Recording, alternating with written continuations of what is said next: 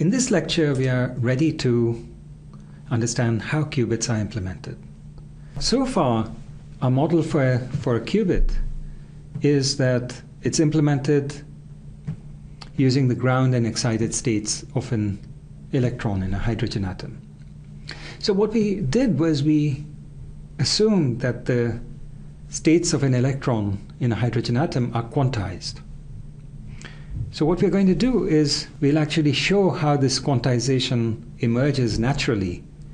And we'll use a very simple toy model for a hydrogen atom. So here's the model. So first of all, we'll recognize the fact that the main force that's acting on the electron is Coulomb attraction due to the proton. Moreover, this is a radial force. So the main variable that matters is the radial distance of the electron from the proton. And so our first abstraction is we'll think of this problem as a one-dimensional problem, where the only variable of interest is the radial distance of the electron. The second abstraction we'll make is, instead of considering how the force varies as a function of the radius, we'll just think of the force as confining the electron to within a certain distance from the proton. And so we'll think of it as being confined to a diameter of length L. Now, since we've already abstracted this problem as a one-dimensional problem, the way we can think of this problem is we have an electron which is free to move around on the line, except that it's confined to this segment of length L. So the electron can move anywhere in this interval between 0 and L. Okay. And now what do we want to do? Well, we want to study, one, how to describe the state of the electron. Well, because so far we've been working with quantum states. They're only, the state is a superposition of only a finite number of possibilities. We've been looking at K-level systems. But now this electron is allowed to be anywhere on this line. So how do we describe that state? The second question we'll ask is, what is the Hamiltonian? So we said it's a free particle. The particle is free to move anywhere on this line. Well, anywhere within this segment. So how do we describe the Hamiltonian? Once we have the Hamiltonian, we want to understand what are the energy eigenstates. What are the eigenstates of the Hamiltonian? And this is where we'll see the quantization emerge naturally. And then finally, we'll see how to implement qubits. Okay, so that's a lot to cover in a lecture. And that's a lot for you to understand. And so there are certain parts that I'll actually describe in detail. There are other parts which I'll just sketch. And there are certain pieces that I'll say for your intuitive understanding. And if it's helpful to you, you should follow it. If it's not, you can skip it. Okay, so I'll indicate some of these things as we go along. All right, so how to describe the state of this particle, given it has a continuous degree of freedom. Okay, so let's do this by actually pretending that the states are, that the only available states for the particle are sort of multiples of some small interval delta.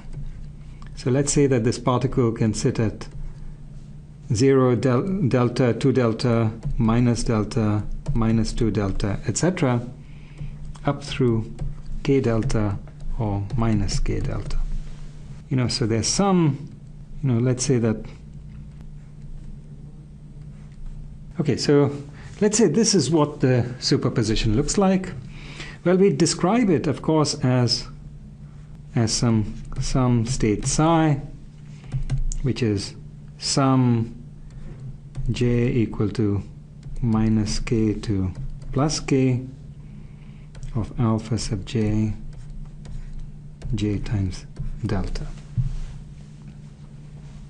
Okay. Let's just call it alpha sub j times delta, just for our convenience.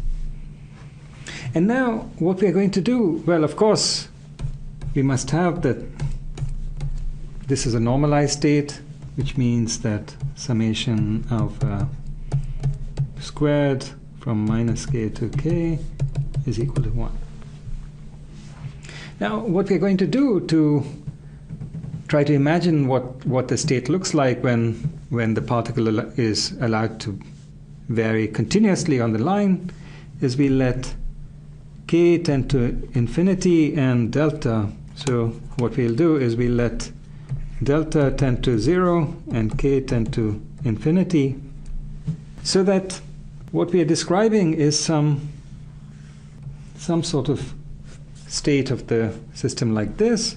So now we have psi as a function of x. So we think of as, we think of psi of x as being alpha sub j delta, right? So if j delta equal to x, we think of psi of x as being that amplitude.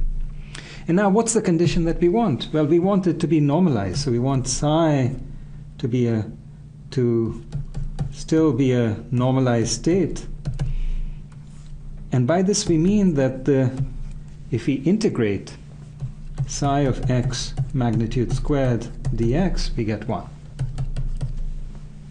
And this is just the same thing as the integral minus infinity to infinity psi of x complex conjugate times psi of x dx. Okay, so that's what it means to have a normalized state. Now, the other thing you can talk about is what's the probability of seeing a certain outcome. So here we would have said the probability that you see this j delta. So if you measure the position, and the probability that the electron is at the position j delta is just alpha sub j delta magnitude squared. Okay, so the chance that the electron is at a particular point is going to be 0.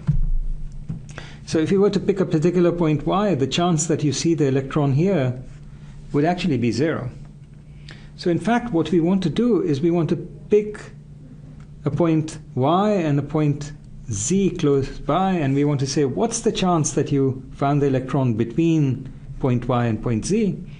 And that somehow depends upon how psi of x behaves between y and z. In fact, the probability the electron is between y and z is just the integral from y to z of psi of x star psi of y psi of x dx, which is of course the same thing as the integral from y to z of the magnitude of psi of x squared dx.